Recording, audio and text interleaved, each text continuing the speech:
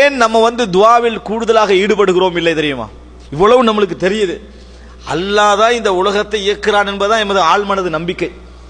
இருந்தும் பிரார்த்தனை விஷயத்தை நம்புவதை விட நமக்கு நம்மளுக்கு வாக்களிக்கின்ற மனிதர்களை நம்புவதுதான் நம்மளுக்கு அதிகம். நமது நமக்கு தொழில் தந்தவர்களை நம்புகின்றதுதான் நமக்கு அதிகம். நமது பணக்கார உறவினர்களை நம்புவதுதான் அதிகம். நமக்கு தன்னம்பிக்கை ஊட்டக்கூடிய நண்பனை நம்புவதுதான் அதிகம். நம்பிக்கை அவர்களோடு இருக்க வேண்டும், அப்பதான் வாழ்க்கை போகும். அவர்களை விட அதிகமாக யாரில் இருக்கணும்? இறைவனிடத்தில் இருக்க வேண்டும். ஆனால் ஒப்பீட்டளவில் நம்மளுக்கு என்னது?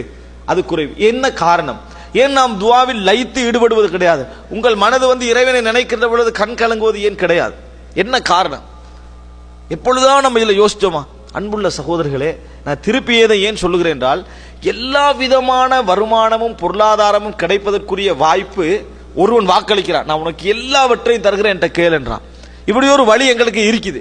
இதை விட்டு விட்டு வழி இல்லையே நம்ம வேறொரு பகுதியில் தேடுறோம்னா நம்பிக்கையில் என்ன அர்த்தம்? நமது மனதில் ஆழ்மன நம்பிக்கையில் அர்த்தம். இந்த பிரச்சனைகளை யோசிக்க வேண்டும் என்பதற்காகத்தான் முக்கியமான 4 விஷயங்களை நான் உங்களிடத்தில் சொல்கிறேன். முதல் அம்சம் சகோதரர்களே, நிறைய பேருக்கு ஏன் கேட்க வேண்டும் என்று தெரியாது. அல்லது மறுபடி சொல்வதாக இருந்தால், தெரிந்தவனிடத்தில் ஏன் திருப்பி சொல்ல வேண்டும்? நம்ம துஆ கேட்கக்குள்ள நம்ம மனசுல என்ன வரும் தெரியுமா? அல்லாஹ்வுக்கு தான் எல்லாமே தெரியுமே. என்னை விட எனது பிரச்சனை யாருக்கு தெரியும்? அல்லாஹ்வுக்கு தெரியும். அதனால துஆ கேட்கிறவங்க கூட என்ன செய்வாங்கடா, யா அல்லாஹ் என்ன பிரச்சனை உனக்கு தெரியும், அதை என்ன செய், நிறைவேற்றி வை, முடிஞ்சது. இப்படி என்ன செய்யறாங்க? அவங்களுக்கு இதை ஏன் கேட்க வேண்டும் என்று தெரியாமல் இருக்குது. ஏன் நாம் பிரார்த்திக்கிறோம் என்பது தெரியாமல் இருக்கிறது. சூஃபியாக்களுடைய ஒரு கவிதை வரிகளில் ஒன்றுதான், ஹஸ்பி மின் சுஆலி இல்முஹு பிஹாலி. என்னை பற்றி இறைவன் முழுமையாக அறிந்திருப்பது நான் அவனிடத்தில் கேட்பதற்கு போதுமானது. அப்படின்னு என்ன கேட்க தேவையான அவசியம் இல்லை. அவன் என்னை பத்தி விளங்கி வச்சுக்கிறான். அதனால துஆவை என்ன செய்ய வேண்டிய அவசியம் இல்லை, கேட்க வேண்டிய அவசியம் இல்லை. அப்படியே என்ன செய்யறாங்க? சூஃபியாக்கள் ஒரு வசனம் சொல்வதை பார்க்கிறோம். அப்ப ஒன்றை புரிந்து கொள்ளுங்கள் சகோதரர்களே, பிரார்த்தனை ஏன் பிரார்த்திக்க வேண்டும்? நம்மளுக்கு விஷயம் தான் இறைவனுக்கு எல்லாமே தெரியுமே. நீங்க ஒரு பிரச்சனைக்காக இறைவனுக்கு முன்னால 2 ரக்காத் தொழுது என்ன செய்றீங்க? கையேந்துறீங்க. அப்ப இறைவனுக்கு எல்லா பிரச்சனையும் தெரியுமா இல்லையா? ஏன் சொல்ல வேண்டும் அப்படின்னு நினைக்கிறார்கள். ஏன் சொல்ல வேண்டும் நினைக்கிறார்கள். இதுதான் நிறைய பேர் அந்த துஆ விஷயத்தில் ஈடுபடாமல் இருப்பதற்கான அல்லது கொஞ்சமாக ஈடுபட்டு விட்டு போவதற்கான காரணம். அன்புள்ள சகோதரர்களே, இறைவன் பிரார்த்தியுங்கள் என்று சொல்கிறான் என்றால் ஏன் சொல்கிறான் தெரியுமா? உங்களது பிரச்சனை உங்களை விட இறைவனுக்கு தெரியும். உங்களை விட நீங்கள் எப்படி அதற்கு வீரியம் கொடுத்திருக்கிறீர்களோ அந்த வீரியம் சரியானதா? ஏன்னா ஒவ்வொருவரும் சின்ன பிரச்சனைக்கு பெரிய வீரியம் கொடுப்பான், பெரிய பிரச்சனைக்கு சின்ன வீரியம் கொடுப்பார், அந்த பவர். ஆனால் இறைவனுக்கு தெரியும் அதனுடைய அளவு என்ன. நீங்க என்ன எதற்காக வேண்டி நிற்கிறீர்கள்?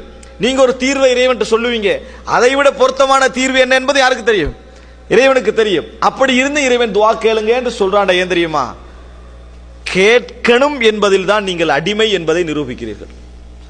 கேட்பதில் தான் நீங்கள் அடிமை. கேட்காவிட்டால் நீங்கள் அடிமை அல்ல. வாய் மொழிந்து சொன்னால் தான் நீங்கள் அடிமை. உங்களோட பிரச்சனை தெரிந்திருந்தாலும் நீங்கள் சொன்னால்தான் நீங்கள் இறைவனிடத்தில் அடிமை என்பதை சொல்கிறீர்கள். இறைவன் அதை அடியார்கள் என்று எதிர்பார்க்கிறான். நீ அடிமை இடத்தை நிரூபி. என்னது நான் உன்னை வணங்குகிறேன் என்பதை நிரூபி. சாதாரணமாக உங்களோட உதாரணமே சொல்றேனே, நம்ம வெளிநாட்டில் உழைக்கிறோம் என்பதற்காக என்ன செய்வாங்க? பெரிய அளவில் உழைக்கிறாங்கன்னு நம்பி மக்கள் என்ன செய்வார்கள்? நாட்டுக்கு போனா உதவி கேட்டு வருவார்கள். அப்போ உங்களோட உறவினர் உங்களிடத்தில் உதவி கேட்டு வராருன்னு வைங்களேன். அவங்களுக்கு தெரியும் இந்த பிரச்சனைக்கு தான் வாராரு, வளமையா இதுக்கு தான் வருவாருன்னு உங்களுக்கு தெரியுது. ஒரு பிரச்சனைக்காக உங்களோட வீட்டுக்கு வராரு, இருக்கிறாரு. நீங்க டீ வைக்கிறீங்க, பேசுறீங்க, சுகம் விசாரிக்கிறீங்க, எல்லாம் செய்றீங்க. அவரும் சிரிச்சுட்டு ஒரு 10 நிமிடம் இருக்கிறார் வெயிட் பண்ணி. நீங்களும் 10 நிமிடம் வெயிட் பண்ணி இருக்கிறீங்க. அப்ப போயிட்டு வரவான்னு கேட்கிறாரு. போயிட்டு வாங்கன்றீங்க. போயிட்டாரு. அவர் போய் வெளியே சொல்றாரு, எப்படி நான் எதுக்கு அவருக்கு தெரியுது, ஆனாலும் என்ன செய்யறாரு? செய்யலையே. நீங்க என்ன சொல்லுவீங்க? அவனுக்கு கொடுக்கவும் வேணும், வாயை திறந்து என்ன செய்யலாது?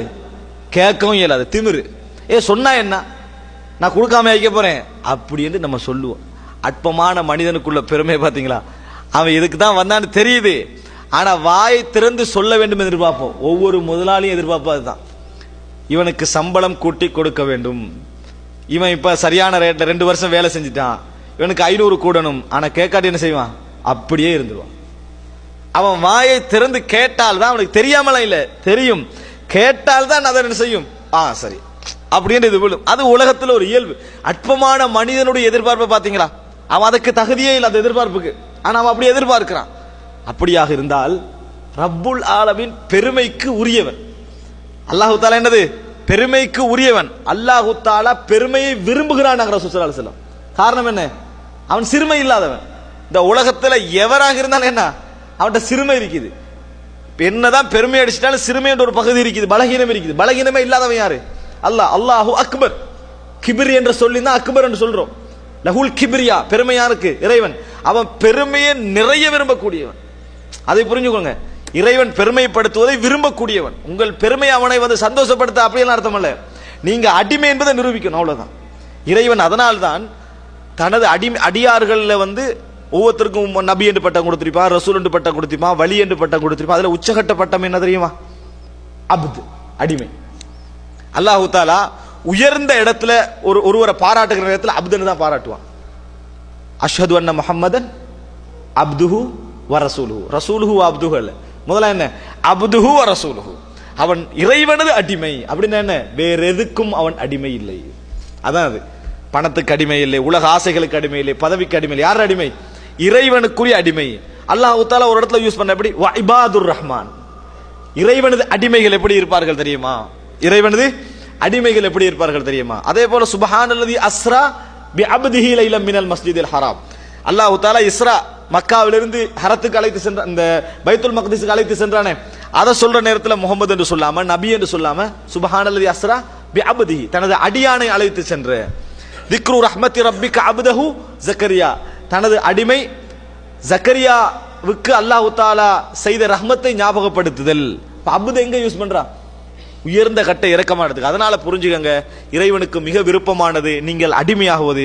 நீங்கள் எந்த அளவுக்கு இறைவனிடத்திலே சொல்கிறீர்களோ அந்த அளவுக்கு அடிமை என்று அர்த்தம். எந்த அளவுக்கு சொல்கிறீர்களோ அந்த அளவுக்கு அருகே அர்த்தம். நம்ம கூட ஒருவர்கிட்ட உதவி கேட்கிற இடத்துல என்ன செய்வோம்? ஒரு நிமிடம் தான் சொல்லுவோம், கூட சொல்ல விரும்ப மாட்டோம். மனசு என்ன செய்யாது?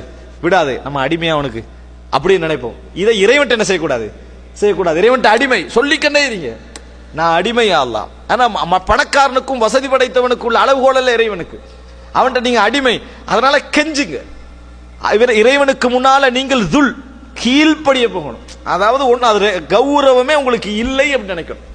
தமிழ் வார்த்தை நீ தமிழ்ல சொல்ல போறீங்களா, துவா கேட்க போறீங்களா, அதெல்லாம் வந்து ஒழுங்கா வரணும்ன்றதே இல்லை. நீங்கள் எப்படியெல்லாம் உங்களோட மனசு சொல்லுதோ அப்படியெல்லாம் கேளுங்க.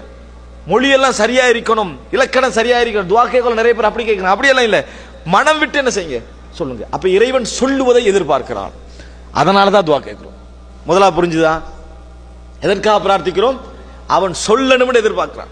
நம்ம வெளிப்படையா பேசணும்னு எதிர்பார்க்கிறான். நீ அடிமை இடத்தை நிரூபிக்கணும்னு எதிர்பார்க்கிறான். அதனால துவா கேட்கல. இப்ப மனம் திறந்த நிலையில துவா கேளுங்க. சொல்லுவதை இறைவன் எதிர்பார்க்கிறான். நீங்க புரிஞ்சுக்கணும்னு சொன்னா முறைப்படுங்கள். இறைவனிடத்தில் முறைப்படுங்கள் என்பதை என்ன செய்யணும்? புரிந்து கொள்ள வேண்டும். இறைவன் என்னை தெரிந்திருக்கிறான், அதை நீங்க சொல்லுங்க. சொல்லி விட்ட பின்னால் ரசூலுல்லாஹ் என்ன செய்வான் தெரியுமா? இதை விட நீ அறிந்திருக்கிறான்னு சொல்லுவாங்க. அல்லாஹும்ம ஃபிர் லி மா கத்தம்து வ மா அഖர்து வ மா அஸ்ரர்து வ மா அலன்து வ மா அன்த அஅலமு பிஹி மின்னி. அல்லாஹும்ம ஃபிர் லி மா கத்தம்து, யால நான் முற்படுத்தியவைகள், பிற்படுத்தியவைகள், பகிரங்கப்படுத்தியவைகள், ரகசியமாக செய்தவைகள் எல்லாவற்றையும் மன்னிப்பாயாக. எதை என்னை விட நீ அறிந்து வைத்திருக்கிறாயோ அவைகளையும் மன்னித்தருள்வாயாக. என்னை விட நீ கூட தெரிஞ்சு வச்சுக்கிறாய்.